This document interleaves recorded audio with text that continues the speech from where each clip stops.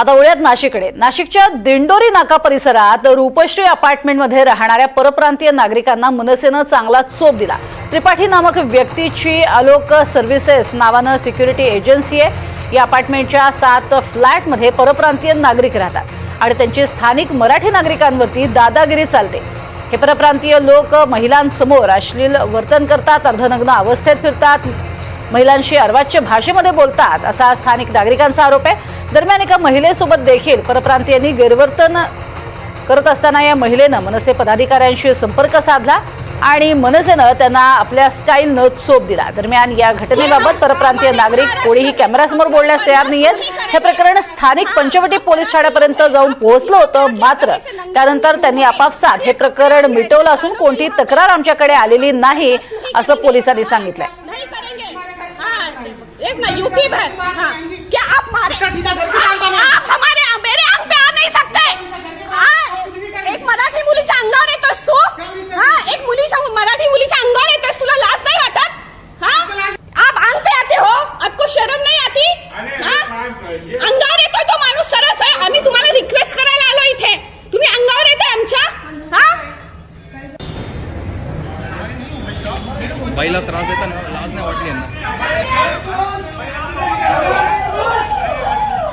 अधिक माहिती या संदर्भात घेणार आहोत प्रांजल कुलकर्णी यांच्याकडनं। प्रांजल, एकीकडे पोलीस म्हणतात हे प्रकरण आपापसात मिटवण्यात आलेलं आहे, खरंच प्रकरण मिटलंय का?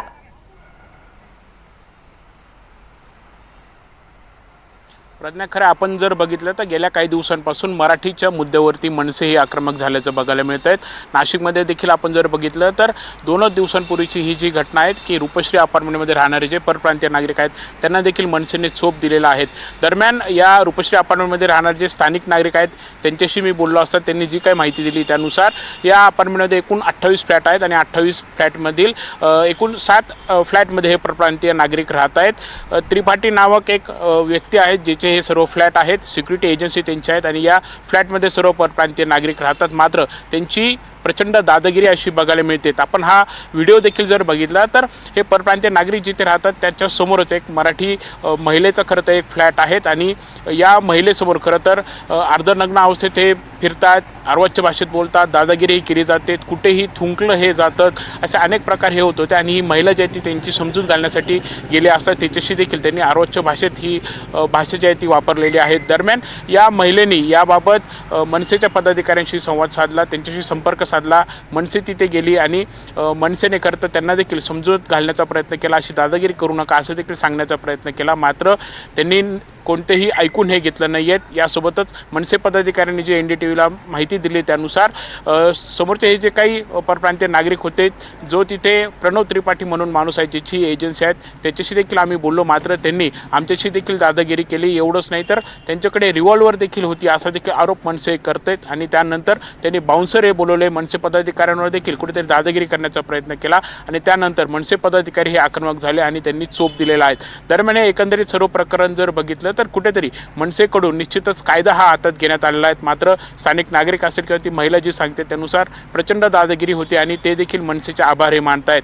पंचवटी पोलिसांशी देखील आपण यावर बोलण्याचा प्रयत्न केला, त्यांची देखील प्रतिक्रिया जाणून घेण्याचा प्रयत्न केला, मात्र पंचवटी पोलीस स्टेशनचे जे PI आहेत त्यांनी म्हटलं आहे की हे प्रकरण पोलीस ठाण्यापर्यंत आलं होतं, मात्र त्यानंतर मनसे पदाधिकारी आणि स्थानिक मनसे पदाधिकारी आणि परप्रांतीय नागरिक जे होते त्यांच्यात आपापसात समझोता झालेला आहे, आमच्याकडे कोणीही तक्रार जी आहे ती दिलेली नाही आहे। त्यामुळे एकंदरीतच आपण जर बघितलं तर नक्कीच हे प्रकरण बघितलं तर कुठेतरी आता याची चौकशी खरं तर होणार का? मनसेने कायदा तर हातात घेतलेला आहे, मात्र ज्या कारणासाठी कायदा हातात घेतलेला आहे मनसे असं देखील म्हणतात की तिथे पोलीस आले होते, त्यांनी या परप्रांतीय नागरिकांना ताब्यात पण घेतलं, मात्र कोणतीही कारवाई केली नाही। 2-3 तास पोलीस देखील आमचं ऐकून घेत नव्हते असं देखील मनसेने म्हटलंय। त्यामुळे आता या प्रकरणात पुढे नक्की काय होतंय, चौकशी केली जाते का, यामध्ये नक्की दोषी कोण आहेत हे खरं तर पाहणं महत्त्वाचं आहे। नक्कीच तुर्तास धन्यवाद या संपूर्ण माहितीसाठी प्रांजल। माणूस सरस आहे, आम्ही तुम्हाला रिक्वेस्ट करायला आलो इथे, तुम्ही अंगावर येताय आमच्या। नाशिकमध्ये ज्या अपार्टमेंटमध्ये राहणाऱ्या परप्रांतीय नागरिकांना मनसेने चोप हा दिलेला आहे त्या बिल्डिंगमधील हे मराठी सर्व बांधव आहेत, मराठी रहिवासी आहेत, त्यांच्याशी आपण बोलूयात। काय नक्की त्रास होत होता यांचा? त्रास म्हणजे त्यांचं ऑफिस तिथं होतं, त्या ऑफिस असताना त्यांचे लोक पण तिथं राहत होते ते आजूबाजू हां. रेसिडेन्शियल बिल्डिंगमध्ये त्यांनी घरात ऑफिस केलेलं होतं. त्याच्यात सगळे फॅमिलीवाले नव्हते, ते सगळे माणसं राहत होते, लेबर. आणि ते युपीचे सगळे, त्यांचे युपी बिहारचे. मग त्यांचा प्रॉब्लेम असा होता की बाकीचे जे फॅमिलीवाले राहत आहेत ना, त्यांना खूप अडचण येत होती त्यांच्यामुळे. कारण की ते असं म्हणजे थोडंसं न्यूसेन्स करत होते, ते प्रॉपर नव्हतं, म्हणजे ते झालंच नाही पाहिजे. तो रेसिडेन्शियल बिल्डिंग आहे, आजूबाजूला फॅमिलीवाले राहत आहेत, त्यांच्याबरोबर ते राहतील, तर कोणालाच जमणार नाहीत. मनसेने आता ज्या पद्धतीने आले, त्यांनी चोप दिला, हे तुम्हाला योग्य वाटतं त्यांनी जे केलं? हो, 100%. कोणीतरी सपोर्टमध्ये आलंच पाहिजे, कारण ते ऐकत नव्हते. लोकांनी जी कंप्लेंट केली होती त्याच्यावर ते बिलकुल ऐकत नव्हते आणि त्यांची वेगळीच दादागिरी चालू होती. एकूण आमचे 28 फ्लॅट आहेत. 28 फ्लॅटमधून त्यांचे 7 फ्लॅट आहेत. हां, तर 7 फ्लॅटमध्ये त्यांनी काहीतरी भाड्याने दिलेले आहे आणि बाकीच्यांमध्ये ते राहतात. इथे काय बाहेरचे किती मुलं राहायचे, अंदाजे किती राहतात? बाहेरचे राहत होते 10-12 जण त्यांचे. बरं, आणि कसे त्रास देतात मग ते? त्रास म्हणजे असा होता त्यांचा किंवा समोरच्या माणसांना म्हणजे अंडरपॅन्टवर राहणं आणि बाहेर कपडे टाकणं, ते म्हणजे बाहेर लॉबीमध्ये दोऱ्या लटकून कपडे लॉबीमध्ये सुकत होते आणि अंडरपॅन्ट बनवून बाहेर होते. त्याच्यामुळे ते आमचे जे लेडीज होते समोरच्या, त्यांना काही चांगलं वाटत नव्हतं असं. आपण बघत आहोत खरं तर अशा प्रकारे कुठेतरी त्यांची दहशत ही बघायला मिळत होती आणि मनसेने जी काही कारवाई केली, कायदा हातात घेतलेला आहे, तो योग्यच आहे असं देखील या रहिवाशांचं म्हणणं आहे. कॅमेरा निके पार्श्व प्रांजल कुलकर्णी, NDTV मराठी, नाशिक.